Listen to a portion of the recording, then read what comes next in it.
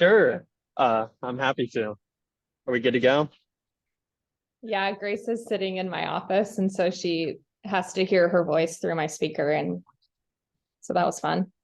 It did throw me off because I'm just used to seeing her on the other screen. But Yeah, she's sitting. okay, well, I guess just to get us started, it almost feels like poetic justice that last week you were talking about how Reagan Kramer just she had been having good at bats and you knew a big moment was kind of coming, and then she has that 2-run shot. Will you just talk about what you saw from her stepping up in that moment?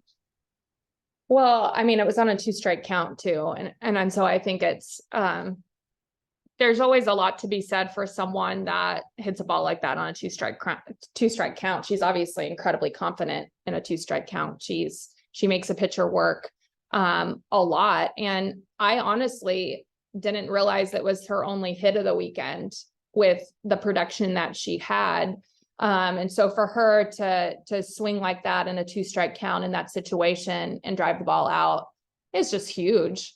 It was really, really big, but she's been, I mean, really, really productive for us. And she still was this weekend without that bomb. But it was pretty cool. I mean, in that moment, it really did feel like if Reagan Johnson could just get on first, we were going to score and extend it, and obviously when she gets the triple and then Reagan hits it out, it's like, gosh, she couldn't draw it up any better on our side. But it was just a really exciting moment. Yeah, I was going to ask, with just the speed that Reagan has, the top of the lineup, to get her on in any situation, like that where you're needing a run. How big is that? Just knowing that she can turn a single into a double like that. Oh, well, it's huge. And we felt really comfortable in the matchup. If she were to get on, walk, a single, an error anyway, if she could get on first base, we felt comfortable in the matchup to get her to second and then give us 3 swings to try to get her in. So, yeah, I mean, it's big time. She obviously can fly. She has really great timing on top of that, just in her jumps. And so it's a game changer for us. And then you hand the ball to Hannah Camenzind for her first SEC start Saturday. And I mean, 2 days later, she has 2 wins and SEC Freshman of the Week. What did you think of her weekend? Oh, I was just really proud of her and really happy for her. She's had some really great outings for us. And so I think this was, building up to, giving her the ball. She earned it. And then she stepped up and just threw a really great game to a offense that's really explosive. And we saw that in flashes, but to kind of, keep their offense at bay or control their offense is really, really huge. There are some situations that weren't great. Our defense played really great behind her, turning, a number of double plays, but she's creating that. And it was big time. And then I'll ask this last one and come back at the end. But in SEC play, Georgia is leading in, I think, batting average, slugging percentage hits, a lot of different categories offensively. They're really firing. Just what do y'all have to do to kind of slow them down? I don't know. You got anything for us, Ethan? I'll take any suggestions on the call. I think that they are. I mean, they're at the top of the standings in a lot of areas in our conference, and rightfully so. They're a tremendous team with a ton of explosiveness and playing really well right now. And so I think for us, it's just, doing our thing and hopefully trying to contain it. Because I don't think you could go in realistically and think you're going to completely control it. That's not the kind of offense that they have. And so it's just making sure that we're controlling what we can and trying to contain it and kind of taking care of it on our side.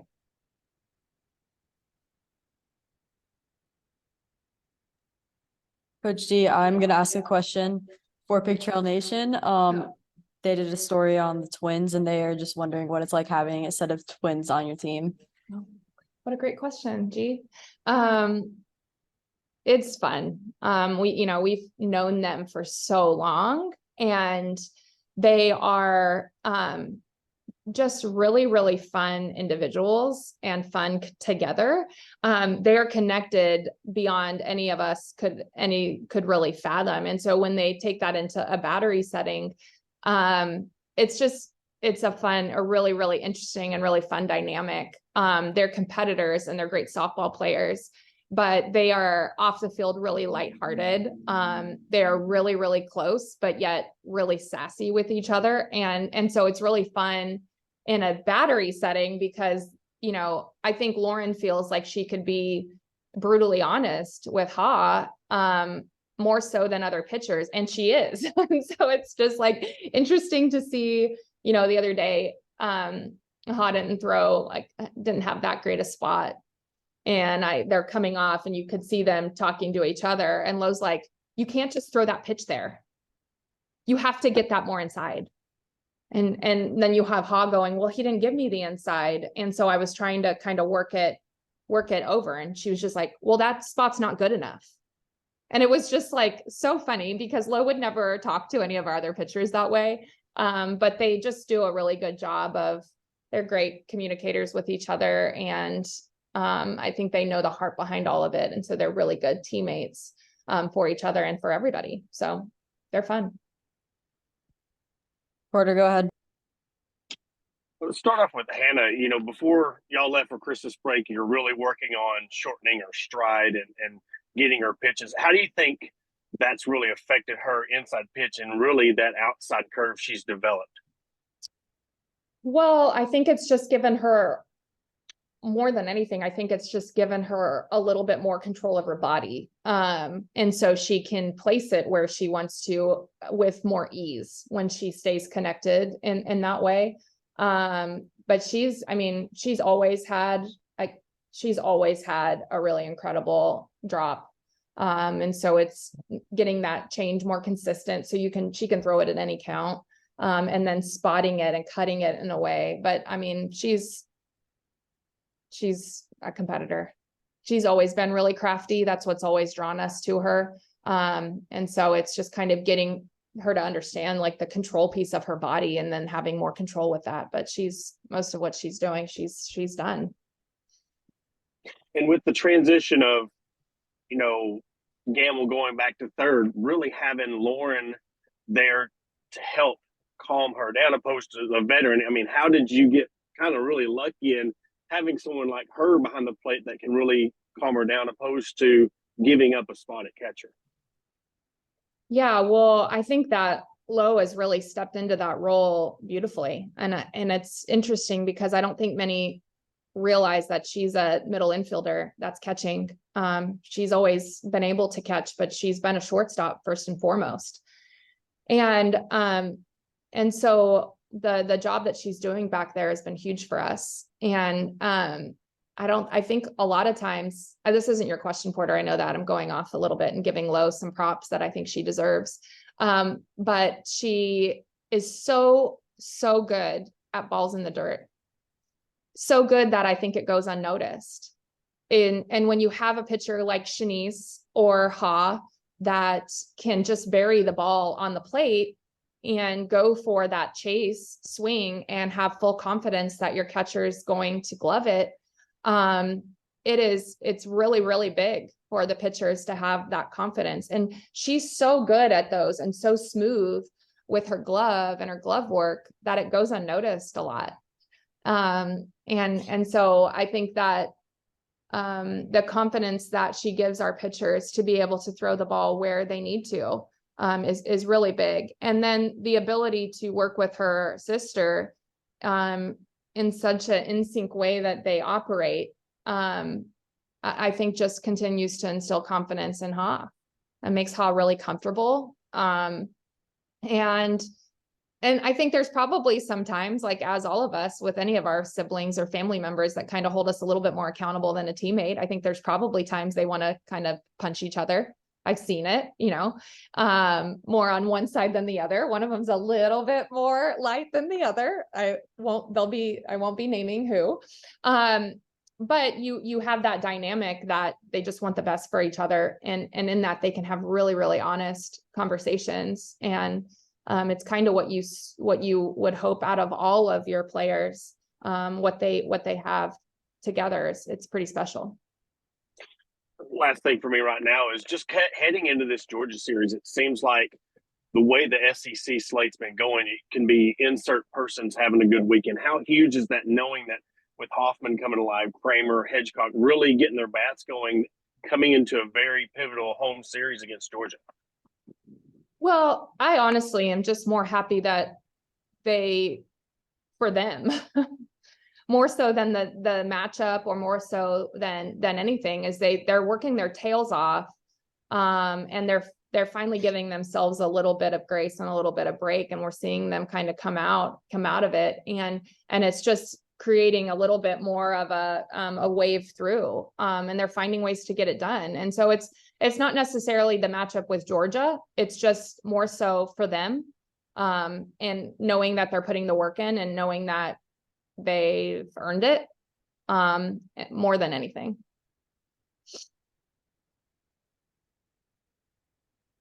Dudley? Sorry if this has been asked, got in here late. It seems like the five pitchers you have are kind of settling in the roles right now. Can you talk about that?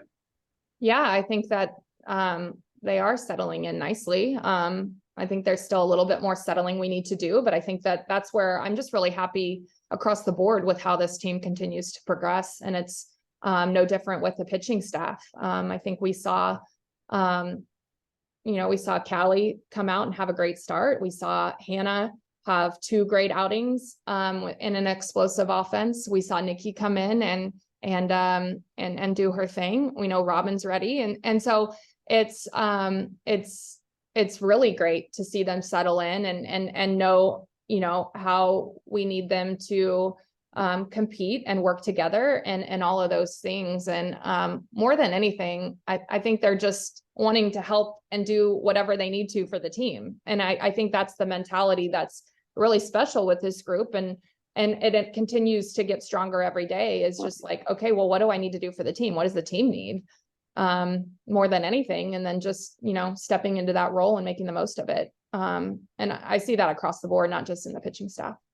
Obviously every sport in the SEC, there's major challenges each weekend. What kind of challenge does Georgia bring as it just keeps on going? Oh yeah. I mean, every weekend there's, a long list of challenges. Georgia just flat swings it. They have a really, really explosive offense. I think they're at the top of the standings in a lot of things, in the conference. And so I think it's going in knowing that they're going to get theirs. And we just need to, contain it a little bit and compete. And so I think that's the big thing is knowing who they are, but also knowing who we are in that matchup and knowing that we have a lot of strengths in that matchup as well. Appreciate it. Thank you. Do you find that you're preparing for the Georgia hitters like maybe teams prepared for your hitters last year? Is there a similarity there with the depth? Yeah, I think so. I was talking to a friend the other day and they were like, this is like your team last year, and I see that of like, just, when I'm watching them and when I'm prepping for them, every batter has the ability to change the game. And so you can't take a pitch off, and you, I think more than anything, know that they just make each other better. I think that's what you looked at. You could see in our lineup last year is that, if you happen to get KB out, well, okay, now you have, I don't know who we had, Hannah McEwen. Yeah. Hannah McEwen. And then you have, Taylor Ellsworth, and then you have Danielle Gibson, and then you have Lenny Malkin, and then, and then you have, and that's what you see with the Georgia lineup is, just really veteran approaches. But you see veteran adjustments and them learning from each other, and you can see the conversations they're having, and you have a really good idea of what they are because you lived through it, last year.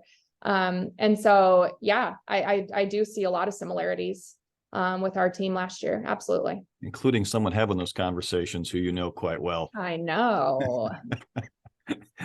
Yeah. 2 quick hitters. So the Twins are Ha and Low. That's what we need. Okay. Yeah, Ha and Low. I like that. That's fun. Yeah. Last thing for me with Reagan Johnson, I'm assuming you've seen a number of shifts with people that have tried different things defensively? Do you get a kick out of them? Do you look up and see a shift that is different with how they're trying to defend her and then watch her try and beat it? Yeah, I do. There's oftentimes I see a shift and I'm like, I wonder where they got their information. You know, like, oh, I wonder what this is trying to do. And what I really love is that she doesn't get outside of herself in that shift. You know, that's what I really love, because that shows a maturity beyond, you know, being a freshman, is that a lot of times you're being defended in a way you've never seen. And a lot of times you're like looking and going, oh my gosh, there's this massive hole right here. That's all I have to do. And then you start getting outside of yourself or trying to do something that you wouldn't typically do. And she just stays the course, and does her thing, and more often than not lets her legs do the work. So I've just been really impressed with that overall. Ethan? Yeah, talking about similarities of Georgia to your team last year, they kind of have similar with, you know, Kerpix and Walters, kind of like how Mary and Shanice last year, they pitch a ton of innings for them and really complement each other well. It seems like they pitch a lot of games, pitch a lot of times in the same game. Just what have you seen from those two and the way that they kind of hold it down in the circle for Georgia? Well, I think that they have a really good 1-2 punch or 1-1 punch. I think they would consider them both aces, which we did last year with Mary and Shanice, and they complement each other really well. I think they supplement that with Macy a little bit, which we did, you know, a little bit last year. And so they're different in the way that you have to prepare really differently. So like with last year, how you prepare for Shanice is not how you would prepare for Mary. I mean, that's the same with Kerpix and Walters. What I think they're doing now is they continue to get better. And they continue to appear to have a lot more confidence than maybe where they started at the beginning of the year. And so I watch that team a lot because I think really highly of Tony. And obviously with Gibby in their dugout, I'm a huge fan of Danielle Gibson's. And so I watch them a lot because I have a lot of respect for how they do things. And so you're seeing his team progress. And it's fun to watch. I think they're a great team across the board. And speaking on Gibby, you know, big home crowds have kind of become the norm at Bogle. How excited are you to let, you know, the Arkansas fans have her in the house? And I think I saw like a jersey giveaway. Yeah, there's a jersey giveaway on Thursday, I believe. It's fun. It's always fun to see our players go off into the coaching world. I've said this for a long time. She's going to be a great one. And you know, she always has been with her perspective and just her ability to see the game and communicate that. So it's always fun to have alums come back in coaching roles. This one's not quite as fun, if I'm going to be really honest. Just being in the Georgia dugout and knowing her mind for the game and trying to, I mean, they're just a tremendous team and a great staff. And I know she's added a lot of value to that. So I'm excited to see her. I'm not excited to compete against her. And then I will be excited to see her again, you know, after the game. No, but it'll be fun. And I'm excited for our fans to welcome her back. And she should get a really warm welcome back, as she's earned that. Absolutely.